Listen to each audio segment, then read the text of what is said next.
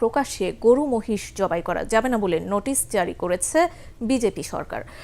বেকার তোমাদের মাথা তুমি নিয়ে চলে যাও, বেকার এখানে আনুনি, এটা কুরবানির হাট, এটা কুরবানির হাট, এখানে যে কিনবে সে কাটার জন্য কিনবে, তাই তোমাদের মাথা তুমি কাটার। ওই আমার বড় ছেলে মারা গেছে কেন মরা ছাড়া রাস্তা নিয়ে আমাদের এখানে না, আমাদের কোনো রাগারাগি নেই। মুসলিমরা আমাদের গরু কিনছে না ওনার জন্য, শুভেন্দু অধিকারীর জন্য। গোমাতা এতদিন ছিল না, আজকে হয়েছে গোমাতা। আমরা তো একজন হিন্দু, জানি না। এই শুভেন্দু আমার সামনে কুরবানির দিনে 1 বাটি না 2 বাটি না 3 বাটি গরুর গোশত খেয়েছে। কুরবানির নিয়ম বন্ধ করেছে, মানছি না, মানছি না।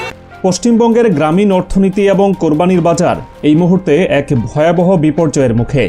ঈদুল আজহা আসন্ন হলেও রাজ্যের পশুর হাটগুলো সম্পূর্ণ অচলাবস্থা বিরাজ করছে। রাজ্য প্রশাসনের একটি মাত্র হঠকারী নির্দেশিকা পুরো বাজার ব্যবস্থাকে পঙ্গু করে দিয়েছে। উদ্দেশ্য প্রণোদিতভাবে মুসলিমদের ধর্মীয় অধিকার বাধাগ্রস্ত করার এই সরকারি ছক বুমেরাং হয়ে সরাসরি আঘাত এনেছে রাজ্যের প্রান্তিক হিন্দু কৃষকদের পেটে। বাজারে ক্রেতা নেই, বিক্রি পুরোপুরি শূন্যের কোঠায়। মুসলিমরা পশু কেনা বন্ধ করে দেওয়ায় হিন্দু গরু ব্যবসায়ীরা এখন অনাহারে দিন কাটাচ্ছেন। গত 18 মে ভারতের প্রথম সারির গণমাধ্যম দ্য ওয়ালের প্রকাশিত প্রতিবেদন থেকে এই ভয়াবহ অর্থনৈতিক সংকটের মূল চিত্রটি সামনে এসেছে। নবগঠিত বিজেপি সরকার একটি কঠোর এবং অবাস্তব নির্দেশিকা জারি করেছে। এই নির্দেশিকায় স্পষ্ট বলা হয়েছে, প্রশাসনের পূর্বানুমতি ছাড়া কোনো গরু বা মহিষ জবাই করা যাবে না। সবচেয়ে বড় খড়গটি নেমে এসেছে পশুর বয়সের শর্তে। সরকারি নিয়মে বেঁধে দেওয়া হয়েছে, জবাইয়ের জন্য নির্ধারিত গরুর বয়স ন্যূনতম 14 বছর হতে হবে। পশুপালন বিজ্ঞান এবং কোরবানির রীতিনীতি অনুযায়ী 14 বছর বয়সী একটি পশু শারীরিকভাবে চরম জরাজীর্ণ এবং দুর্বল হয়ে পড়ে। ইসলামী শরীয়ত অনুযায়ী কোরবানির পশু হতে হয় সম্পূর্ণ সুস্থ এবং ত্রুটিমুক্ত।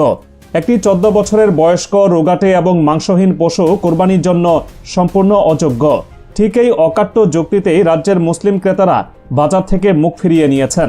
তারা অত্যন্ত সচেতনভাবে এই সরকারি ফাঁদে পা না দিয়ে পশু কেনা থেকে পুরোপুরি বিরত রয়েছেন।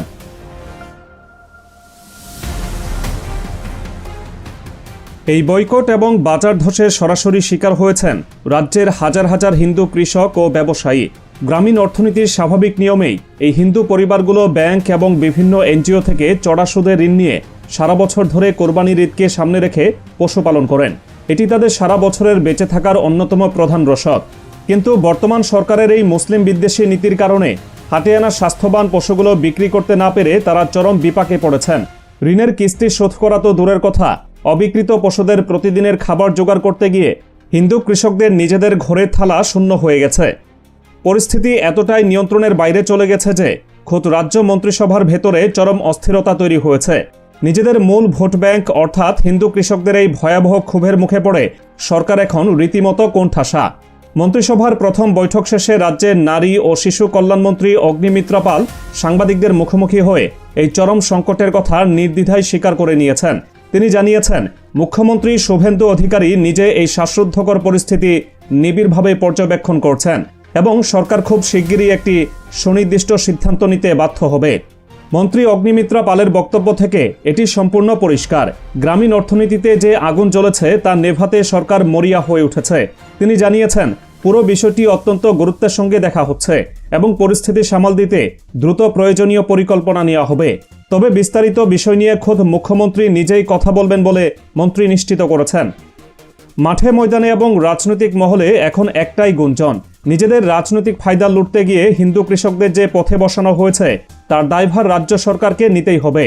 চারদিকের এই হাহাকার এবং হিন্দু ব্যবসায়ীদের চরম দুর্গতির মুখে পড়ে মুখ্যমন্ত্রী শুভেন্দু অধিকারী কি নিজের এই অপরিণামদর্শী সিদ্ধান্তের জন্য ক্ষমা চেয়ে নতুন নির্দেশিকা জারি করতে বাধ্য হবেন?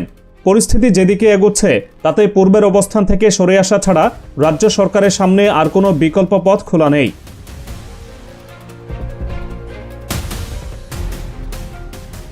বর্তমান বিজেপি সরকারের এই আগ্রাসী নীতির শিকার শুধু পশুর বাজার নয়, রাজ্যের আর্থিকভাবে পিছিয়ে পড়া ধর্মীয় সংখ্যালঘুদের উপরও সরকার চরম আঘাত এনেছে। জাতীয় সংবাদ মাধ্যমে এনডিটিভি এর 18 মে প্রকাশিত আরেকটি প্রতিবেদন থেকে সরকারের চরম বিদ্বেষমূলক একটি পদক্ষেপের কথা জানা যায়। শুভেন্দু অধিকারীর নেতৃত্বাধীন সরকার তাদের প্রথম মন্ত্রিসভার বৈঠকেই ইমাম, মুয়াজ্জিন এবং পুরোহিতদের মাসিক ভাতা সম্পূর্ণভাবে বাতিল করার সিদ্ধান্ত নিয়েছে। আগামী জুন মাস থেকেই এই ভাতা আর কেউ পাবেন না। 2012 সালে পশ্চিমবঙ্গে তৎকালীন তৃণমূল কংগ্রেস সরকার সমাজের আর্থিকভাবে দুর্বল ধর্মীয় নেতাদের ন্যূনতম বেঁচে থাকার সহায়তার জন্য একটি যুগান্তকারী প্রকল্প গ্রহণ করেছিল। ওই সময় রাজ্যের নিবন্ধিত ইমামদের জন্য মাসিক 2500 টাকা ভাতা চালু করা হয়। পরবর্তীতে এই একই আর্থিক সহায়তা মুয়াজ্জিনদের জন্য সম্প্রসারিত করা হয়, যা রাজ্যের সংখ্যালঘু কল্যাণ দপ্তরের মাধ্যমে সরাসরি বিতরণ করা হতো।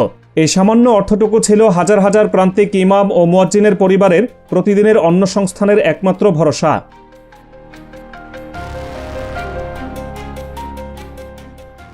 কিন্তু নতুন সরকার ক্ষমতায় এসেই এই সামাজিক সুরক্ষা বলয়টি নির্মমভাবে ধ্বংস করে দিয়েছে।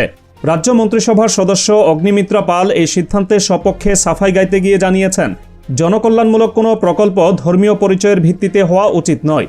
তথ্য ও সংস্কৃতি দপ্তর এবং সংখ্যালঘু বিষয়ক ও মাদ্রাসা শিক্ষা দপ্তরের অধীনে থাকা এই ভাতা প্রকল্পগুলো চলতি মে মাসের শেষ দিন পর্যন্ত কার্যকর থাকবে। এরপর পৃথক সরকারি বিজ্ঞপ্তির মাধ্যমে চিরতরে তা বন্ধ করে দেওয়া হবে।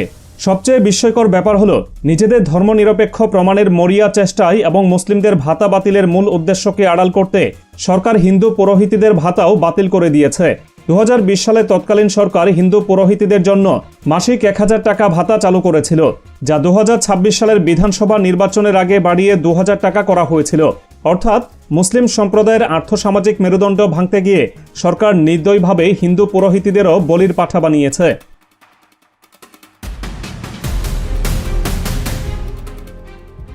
সংখ্যালঘুদের উপর সরকারি আগ্রাসনের এখানেই শেষ নয়। একই মন্ত্রিসভার বৈঠকে রাজ্যের পিছিয়ে পড়া মুসলিমদের ভবিষ্যৎ ধ্বংস করার আরেকটি চরম সিদ্ধান্ত গৃহীত হয়েছে। কলকাতা হাইকোর্টের একটি নির্দেশের কথা উল্লেখ করে রাজ্যের বিদ্যমান অন্যান্য অনগ্রসর শ্রেণীর বা ওবিসি তালিকা পুরোপুরি বাতিল করেছে রাজ্য সরকার। সংরক্ষণের যোগ্যতা নির্ধারণে নতুন করে একটি বিশেষ প্যানেল গঠনের ঘোষণা দেওয়া হয়েছে। এই ওবিসি তালিকার মাধ্যমে রাজ্যের বহু আর্থিকভাবে পিছিয়ে পড়া মুসলিম পরিবার সরকারি চাকরি এবং শিক্ষাক্ষেত্রে সংরক্ষণের সুযোগ পাচ্ছিল। তালিকা বাতিলের এই সরাসরি অর্থ হল হাজার হাজার সংখ্যালঘু তরুণের শিক্ষা এবং কর্মসংস্থানের পথ চিরতরে বন্ধ করে দেওয়া। এনডিটিভির প্রতিবেদন অনুযায়ী সরকারের এই সিদ্ধান্তগুলোকে রাজ্যের নীতিতে একটি ভয়ঙ্কর পরিবর্তন হিসেবে দেখা হচ্ছে।